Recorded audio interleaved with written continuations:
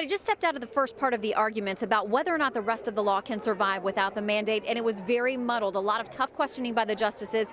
Justice Ruth Bader Ginsburg, for instance, said to launch a wreckage operation or a salvage operation. Do we get rid of the entire bill? Do we save parts of it? And a number of the justices said, that's not our function. That's for Congress to do. Justice Breyer at one point held up hundreds of pages of the bill, and he said, this thing is full of all kinds of things that have nothing to do with the mandate. How do we decide what can stand and what can't? Interestingly enough, a number of the justices also talked about the fact that a number of votes they believed to get this bill done were essentially bought. Justice Stephen Breyer talked about the Cornhusker kickback specifically. They said, how do we possibly undo all these provisions because we don't know what deals were made to people to get them their votes?